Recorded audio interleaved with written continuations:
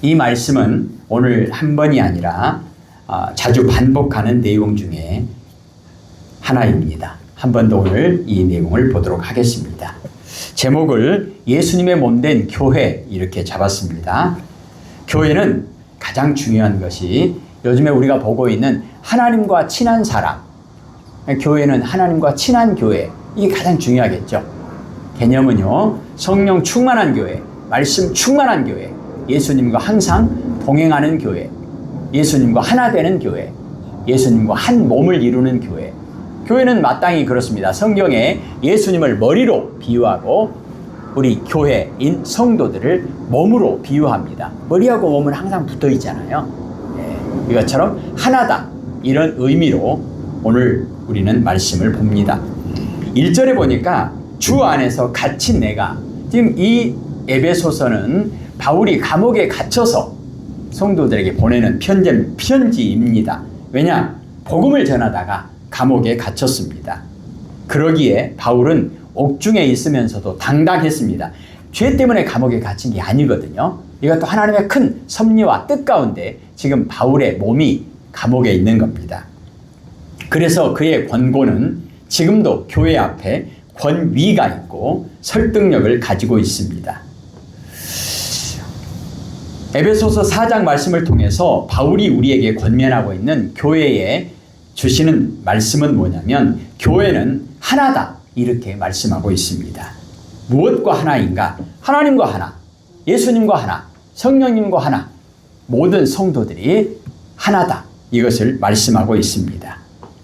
4절, 5절, 6절은 신비하고 심오한 교회의 유일성의 진리를 말해주고 있는데요. 서로 연합해서 하나가 되고 그리스도의 몸을 이루는 것이 교회다. 거기에는 교회에는 개인들이 있지 않고 그리스도의 몸을 이루는 각 지체들이 있는 것이다, 이렇게 말씀합니다. 왜 그런가? 그 내용 근거를 4절, 5절, 6절에 하나님이 한 분이시고 예수님도 한 분이시고 성령님도 한 분이시다, 삼위일체 하나님의 한 분이심을 강조하고 있습니다. 그러면서 이런 하나됨을 이루기 위해서 필요한 것이 무엇인가? 이건 인간의 논리와 이성으로는 이해할 수 없고 이룰 수 없는 일입니다. 이것은 하나님이 하시는 일입니다. 그래서 성령 충만함이 필요하다, 이렇게 말씀하고 있습니다. 성령으로 충만해야 한다고 하는 것은 결코 우리와 무관하지 않습니다. 내가 성령으로 충만해지지 않으면 그리스도의 사람이 아닙니다. 로마서 8장 9절의 내용이죠. 진정한 교회의 일치를 이룰 수도 없습니다. 성령 충만하다, 그 말은 우리가 요즘에 강조하고 있는 내용이 뭐죠? 주인이 하나님이시다. 그럼 반드시 나의 모든 삶의 내용을 결정하는 것은 하나님이시다. 즉 하나님이 주어가 되신다. 내가 내 마음대로 결정하고 내가 나의 모든 행동의 주어가 아니라, 주인이 아니라 하나님이시다. 그래서 내가가 아니라 하나님이, 이것을 강조했습니다. 만약에 교회 내부에서 분쟁이 일어났다고 하는 것은, 분열이 일어났다고 하는 것은 성령 없는 교인들이 예수님 안에서 자기 존재와 어떤 영향력, 자기 주장, 자기 뜻을 펼치려고 하기 때문에 분쟁이 일어난다는 말씀입니다. 왜 이런 분열이 일어나느냐? 내가 주인이 되려고 하니까. 내가 주인이 되려고 하니까. 바울은 다메섹에서 주님을 만나고 나서 성령 충만했습니다. 그래서 바울의 인생에 완전한 180도 변화가 일어났습니다. 어떤 변화죠? 성령님을 만나기 전에는, 성령 충만하기 전에는, 예수님을 만나기 전에는 바울의 모든 삶의 주인이 바울 자신이었어요. 바울이 하는 모든 행동, 모든 말의 주어는 항상 바울 자신입니다. 그런데 예수님을 만나고 나서 성령 충만한 바울에게 있어서 가장 놀라운 변화는 뭐냐면 주인이 바뀐 거예요. 주어가 바뀐 거예요. 주어의 자리에 항상 하나님이에요. 하나님. 에베소서 4장 내용을 통해서 우리는 하나라고 하는 이런 내용을 한 번 더 보도록 하겠습니다. 교회는 예수님과 하나다. 예수님이 머리 되시고 우리는 머리에 붙어있는 몸의 각 지체들이다. 이렇게 비유로 설명을 했습니다. 그러면 이 하나됨의 근거가 무엇인가? 성경은 너희가 하나님의 자녀가 되었으니 이제는 하나님이 한 분이신 것처럼 그리스도가 하나이신 것처럼 너희도 하나가 되어야 한다. 우리 한 식구다는 거예요. 하나님의 아버지 되시고 우리는 한 형제 자매다. 하나다. 본문은 우리에게 이제 너희가 하나가 되어라 이렇게 가르쳐 주지 않고 하나가 되었다. 이미 하나가 되었다. 이렇게 말씀합니다. 3절을 읽겠습니다. 3절입니다. 평안에 매는 줄로 성령이 하나 되게 하신 것을 힘써 지키라. 아멘. 하나가 되어라 그렇게 말씀하시지 않고 이미 하나님이 하나를 만들어 주셨으니까 그 하나 된 것을 잘 지켜라 이렇게 말씀하고 있습니다. 우리는 아직 하나가 아닌데 앞으로 하나가 되어야 하는 것이 아니라 이미 하나가 되었다는 겁니다. 그러니 하나가 되었으니 누가요? 하나님이 하나를 만들어 주셨으니 하나님이 만들어 주신 이 하나됨을 힘써서 지켜라 이렇게 말씀하고 있습니다. 그렇다면 우리가 어떻게 성령이 하나 되게 하신 것을 하나님이 하나 되게 하신 것을 지킬 수 있을 것인가? 우리 힘으로 안 되죠. 어떻게 하면 되겠습니까? 성령께서 하시는 일인데 그렇다면 우리에게 필요한 것이 성령의 열매가 필요합니다. 성령의 열매 9가지 열매 우리가 고백하고 있는데 오늘 본문에서는 4가지 개념만 우리가 생각하도록 하겠습니다. 2절을 보겠습니다. 모든 겸손과 온유로 하고 오래 참음으로 사랑 가운데서 서로 용납하고. 아멘. 첫째는 하나됨을 지키려면 겸손해야 한다는 것입니다. 겸손은 아무리 해도 지나치지 않고 모든 말씀에 겸손이 항상 등장하죠. 설교의 모든 뿌리에는 겸손이 있습니다. 왜 그러겠어요? 설교가 뭐죠? 예수님을 증거하는 거잖아요. 예수님이 우리에게 너희는 나에게 배우라. 뭘요? 예수님의 겸손한 마음을 배워라. 순종하려면 겸손이 필요합니다. 하나님께 충성하려면 겸손이 필요합니다. 그러니까 모든 설교의 뿌리에는 겸손이 있습니다. 무슨 말이에요? 예수님의 겸손으로부터 출발한다는 거죠. 그러니까 성령이 하나 되게 하신 것을 지키려면 그것도 역시 출발은 뭐부터 시작하겠어요? 겸손부터 출발하는 거죠. 겸손. 겸손이라고 하는 것은 하나님 앞에서 나의 부족함을 깊이 깨닫는 것이 겸손입니다. 겸손은 하나님 앞에서 나의 부족함을 깊이 깨닫는 것. 그러면 하나님 앞에서만 내가 부족하냐? 그게 아니고요. 다른 사람과의 관계 속에서도 나의 겸손으로부터 출발해야만이 하나됨을 지킬 수 있다는 거예요. 그래서 다른 사람은 나보다 더 훌륭하다. 다른 사람은 나보다 더 높다. 여기서부터 출발하는 겁니다. 우리는 하나님 앞에서 내 부족함을 깨달으면 깨달을수록 겸손해질 수밖에 없습니다. 바울은 예수님을 만나고 나서 성령 충만하고 나서 자기 자신에 대해서 하나님 앞에서도 사람 앞에서도 고백하는 내용이 뭐죠? 전부 다 겸손이에요. 겸손. 지극히 작은 자보다 더 작은 나에게 나는 차라리 죄인의 괴수와 같도다. 그런데 우리가 알아야 될 것, 유의해야 할 것이 있습니다. 그것은 우리가 예수님처럼 겸손하다. 예수님의 겸손과 우리의 겸손은 좀 차원이 달라요. 개념이 달라요. 무슨 말이냐? 예수님은 원래 하나님, 즉 삼위일체 하나님, 하나님의 아들, 독생자 예수님은 원래 높으신 분입니다. 창조주 하나님이 가장 높으신 분이에요. 근데 예수님이 말씀하시는 예수님이 우리에게 모범을 보여주신 겸손은 뭐냐면 가장 높으신 분이 가장 낮은 곳까지 내려오신 거예요. 내려오신 거예요. 높으신 분이 내려오신 거예요. 그것이 예수님의 겸손입니다. 그런데 우리의 겸손은 내가 원래 높은 자리에 있었는데 하나님이 나에게 겸손하라고 하셨으니까 내가 겸손해야 되지. 그러니까 내가 나를 낮춰야지. 그런 것이 아니라는 거예요. 우리는 예수님처럼 겸손해질 수 없습니다. 왜냐하면 우리는 예수님처럼 원래 높은 사람이 아니었습니다. 우리는 거룩하지 않습니다. 우리는 예수님처럼 높지 않기 때문에 높은 데서 내가 내려오는 겸손이 아니에요. 만일 우리가 내가 낮아져야 되겠다라고 생각한다면 그것은 이미 그 마음속에 내가 높은 자리에 있다라고 하는 그 마음이 있는 거예요. 그게 뭐죠? 교만이잖아요. 내가 다른 사람보다 더 높은데 내가 특별히 하나님이 겸손하라고 하셨으니까 내가 예수님의 제자니까 예수님께 배워서 겸손하라고 나에게 말씀하시니까 그래 내가 특별히 내가 너보다는 높은데 내가 너보다 나를 낮추마. 이게 아니라는 거예요. 왜냐하면 그런 마음이 있다고 한다면 그런 개념으로 출발한다고 한다면 이미 우리는 교만의 자리에 있는 거예요. 오만한 자의 자리에 앉아 있는 거예요. 시편 1편 1절에 죄인의 길이 뭐죠? 오만한 자의 자리에 앉아 있는 거예요. 죄인의 개념이 그거예요.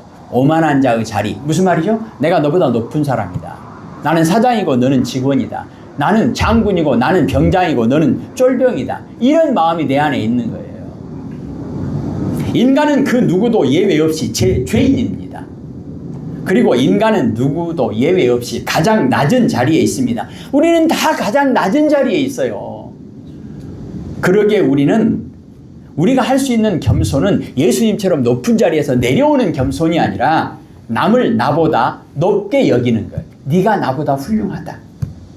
빌립보서 2장 3절에 아무 일에든지 다툼이나 허영으로 하지 말고 오직 겸손한 마음으로 각각 자기보다 남을 높게 여기고. 왜 다투죠? 네가 틀렸고 내가 옳다.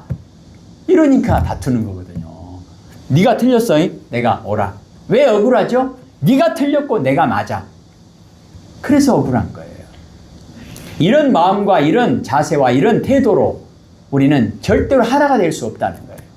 그건 겸손하지 않은, 교만에서 출발하는 거예요.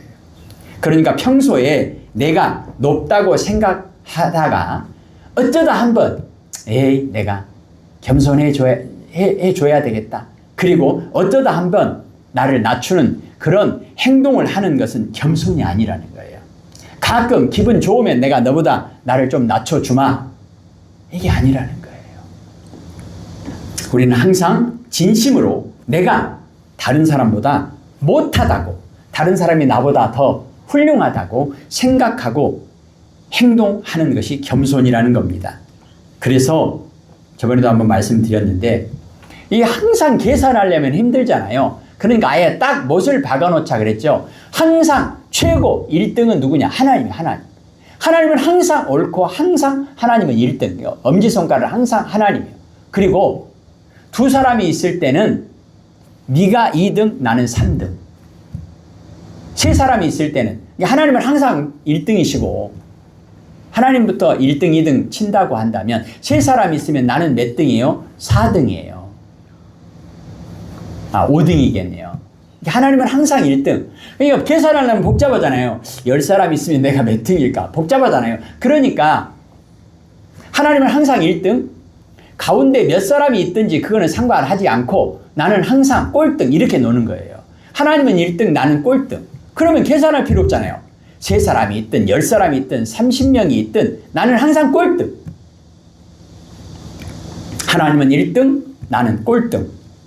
겸손은 이렇게 마음으로부터 남을 자기보다 높게 여기고 자기는 남보다 더 못한 사람이라고 생각하는 것이 겸손이라는 겁니다. 그러면 내가 어떤 대접을 받아도 기분 나쁘지 않습니다. 오히려 당연하게 받아들입니다. 나는 짝대기 하나다. 이런 마음 가지고 있으면 내가 병장인데 나를 병장 대접 안 해줘? 이렇게 기분 나쁠 필요가 없다는 거예요. 내가 부장인데, 내가 과장인데 나한테 대접 안 해줘? 나는 항상 신입사원이다. 나는 항상 초보자다. 나는 전문가가 아니다. 나는 항상 양이다. 목자는 오직 예수님이다. 앤드류 머레이라고 하는 사람은 이런 말을 합니다. 겸손은 마음의 평온을 말한다. 마음의 평온을 가져다 준다는 거예요. 왜냐? 겸손한 사람은 초조하지 않습니다. 슬프지 않습니다. 실망하지 않습니다. 억울하지 않습니다. 내가 누군데 나를 대접 안 해줘? 이런 생각을 안 해요. 나는 항상 쫄병인데, 나는 항상 신입사원인데, 나는 항상 1학년인데, 나는 항상 초보자인데. 그래서 겸손은 아무것도 기대하지 않습니다. 야, 커피 한 잔 타와 이렇게 말하지 않습니다. 내가 타다 주는 거예요. 그리고 나에게 일어난 일을 이상하게 여기지 않습니다. 칭찬받지 못해도 억울하지 않습니다. 비난과 멸시를 받을 때도 당연하다고 생각합니다. 그래서 겸손은 나를 항상 편안하게 해준다는 거예요. 평안하게 해준다는 거예요. 내가 울분이 있거나 막 초조하거나 막 괴롭거나 억울하거나 이런 것은 겸손하지 못해서 그렇다는 거예요.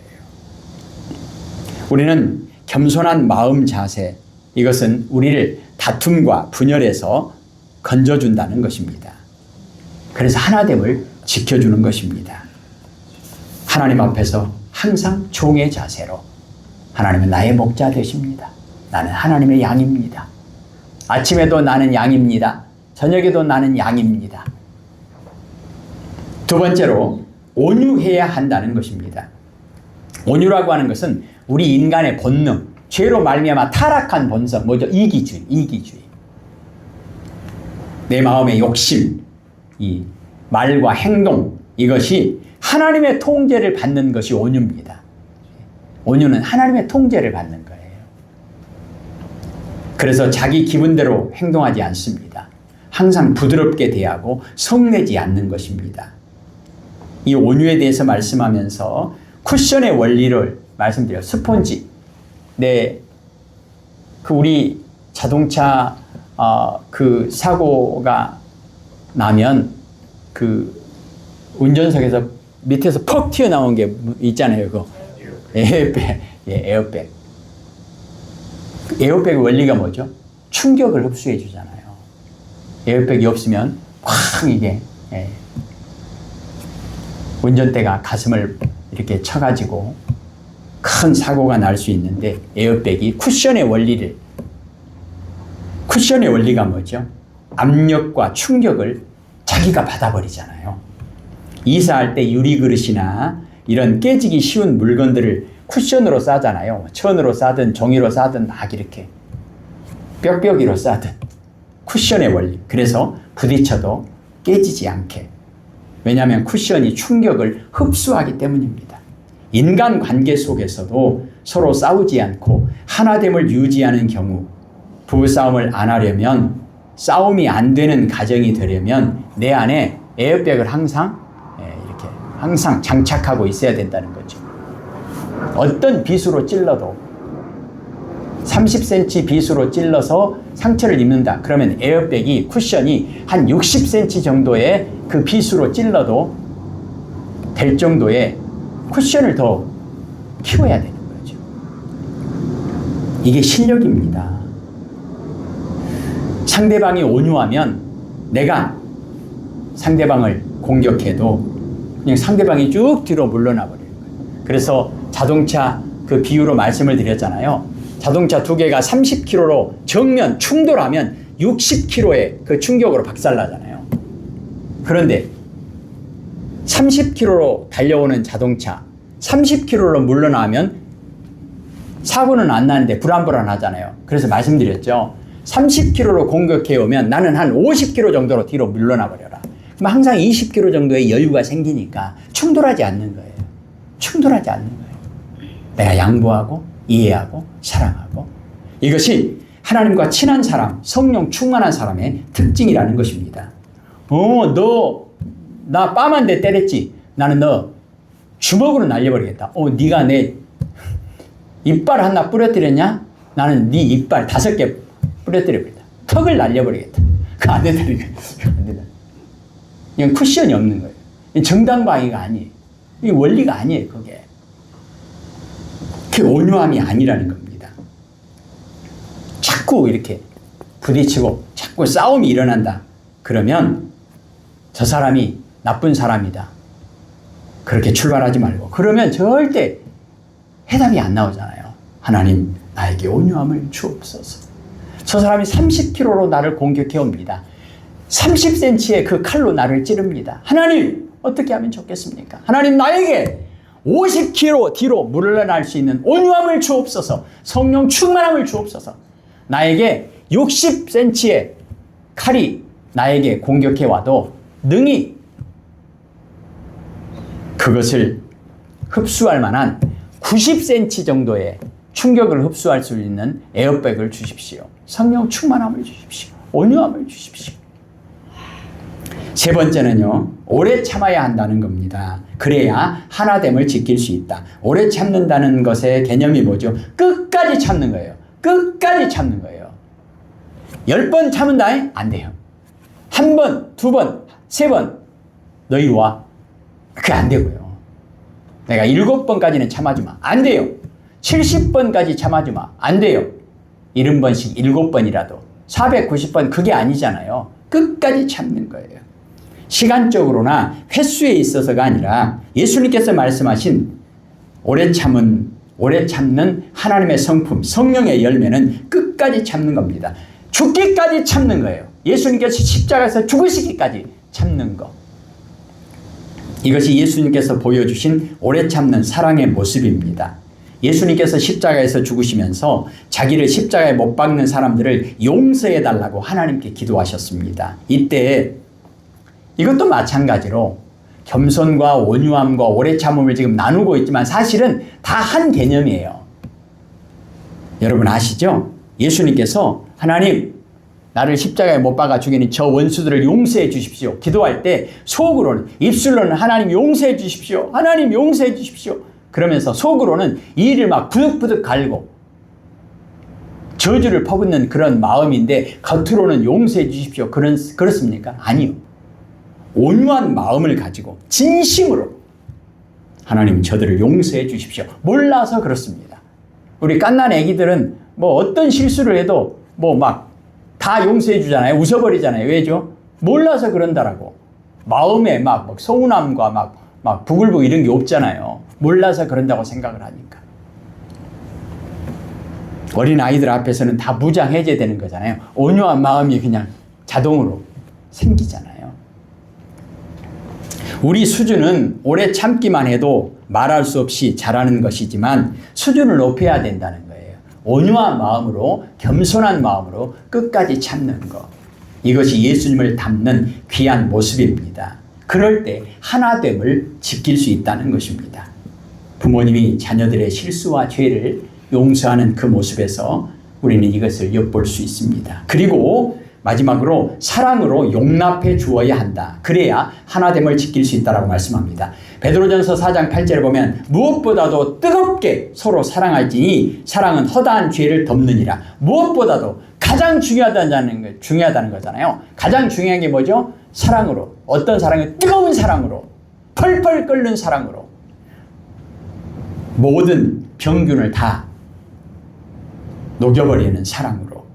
사랑은 죄를 덮는다는 것은 크게 두 가지 의미가 있습니다. 첫째는 사랑이, 용서하는 사랑이, 용납해주는 사랑이 죄를 용서받게 해준다는 것입니다. 우리가 주기도문에도 나와 있는데요. 야고보서 2장 13절에는 긍휼을 행하지 아니하는 자에게는 긍휼 없는 심판이 있으리라. 긍휼은 심판을 이기고 자랑하느니라. 그러니까 내가 다른 사람을 용서하고 사랑해 주어야 하나님께서 나를 용서해 주시고 하나님께 사랑받는 그 구원이 유지될 수 있다는 거예요. 내가 만약에 용서해 주지 않으면요, 취소된다는 거예요. 놀라운 일이죠. 무서운 이야기입니다. 우리가 주님을 믿고 죄의 용서를 받았으면 이웃을 용서해야 우리가 받는 용서도 유지된다는 것입니다. 우리가 남을 용서하지 않으면 우리가 받는 용서도 취소되고 우리는 심판을 받게 되는 것입니다. 왜냐? 내가 하나님의 사람, 하나님과 친한 사람, 성령 충만한 사람, 하나님의 자녀라고 하는 증거가 뭐냐? 나도 하나님처럼 용서해야, 나도 예수님처럼 용서해야 되는데 그런 열매가 나타나지 않으면, 배나무라고 하는데 배가 열리지 않으면 그 배나무 아니잖아요. 과일나무라고 하는데 과일이 하나도 전혀 열리지 않아요. 어떻게 되겠어요? 파버려라. 뿌리를 찍어서 버려라.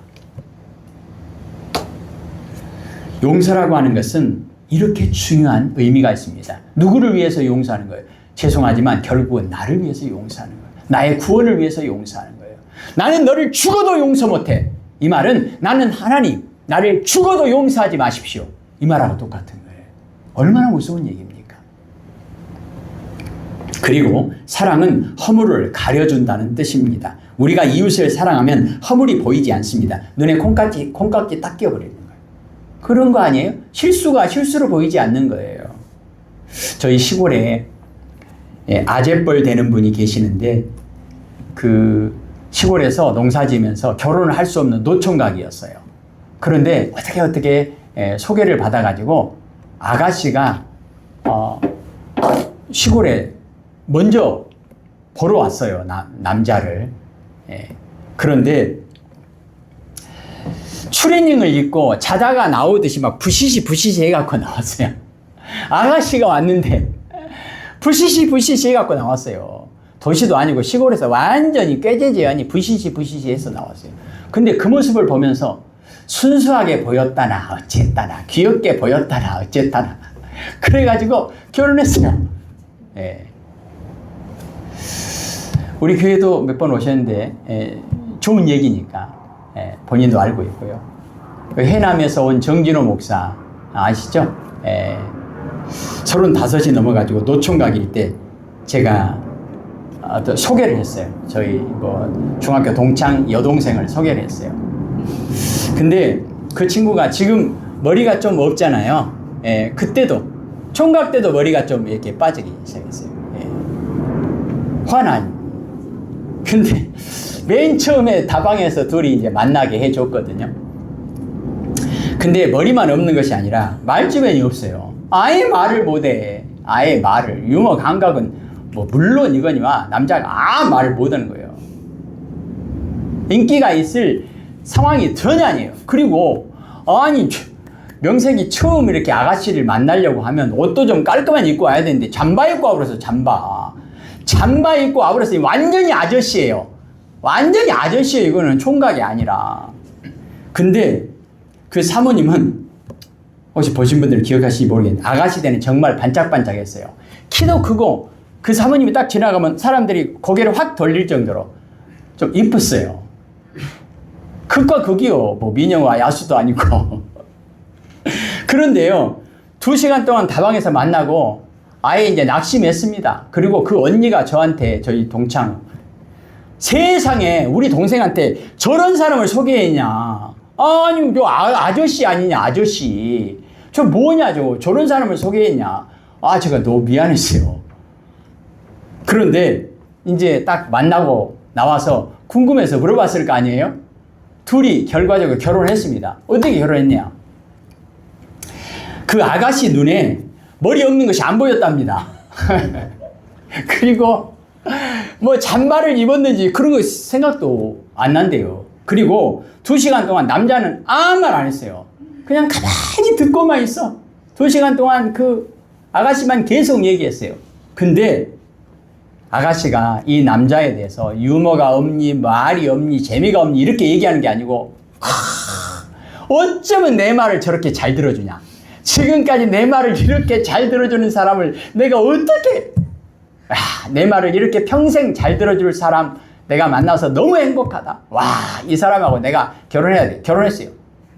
결혼했는데 그 다음부터 문제가 됐습니다. 미쳐버리는 거예요. 이게 진지하게 말을 들어주는 것이 아니라 순수하고 이게 겸손한 것이 아니라 답답해가지고 죽어을 나가는 거예요.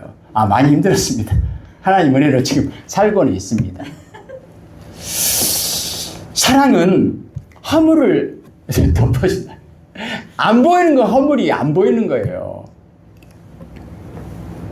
내가 누군가를 볼 때 허물이 작년에는 5개가 보였는데 올해는 10개가 보인다.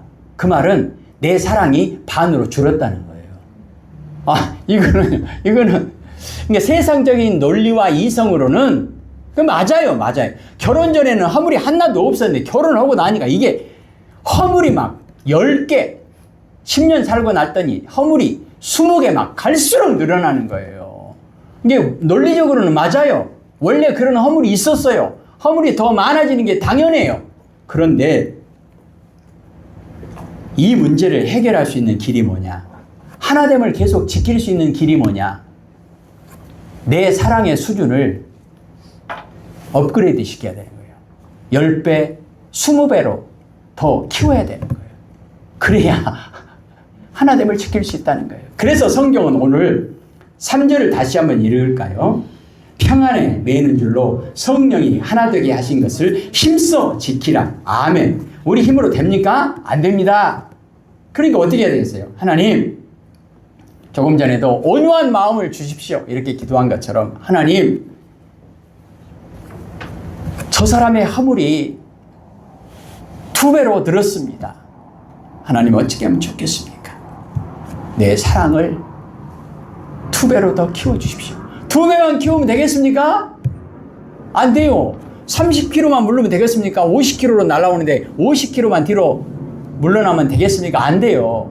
좀 더 여유 있게 하나님, 내 사랑을 수준을 높여주십시오. 예수님의 몸된 교회인 우리는 하나님과 예수님과 성령님과 그리고 성도들과도 하나됨을 힘써서 지켜야 한다라고 성경은 우리에게 말씀합니다. 만약에 죄와 사탄의 세력과 싸우는 하나님의 군대인 교회가 스스로 분쟁을 일으킨다면 어떻게 되겠습니까? 교회가 분쟁하고 하나됨을 지키지 못하면 이건 스스로 망하는 길이고 사탄에게 패하는 길이고 파멸에 이르는 길입니다. 그래서 성경은 우리에게 힘써서 성령이 하나 되게 하신 것을 굳게 지켜라. 그러면 안 지켜도 됩니까? 안 됩니다. 성령께서 하나 되게 해주셨기 때문에 이건 반드시 지켜야 된다는 거예요. 그리고 성령께서 하나 되게 해주셨기 때문에 성령님께서 하나 되게 지켜주신다는 거예요. 힘을 주신다는 거예요. 도와주신다는 거예요. 우리가 해야 될 일은 뭐겠습니까? 내 힘으로 안 되는 걸 알고 하나님 도와주세요. 도와주세요. 도와주세요. 기도하십시다. 하나님, 성령이 하나 되게 하신 것을 힘써서 지킬 수 있도록 성령님 도와주세요. 성령님 힘을 주시고 성령님 능력을 주시고 성령님 지혜를 주시고 성령님 우리 가운데 오셔서 우리의 입술에 파수꾼 세워주시고 우리의 모든 삶에 파수꾼 세워 주시옵소서. 예수님 이름으로 기도합니다. 아멘.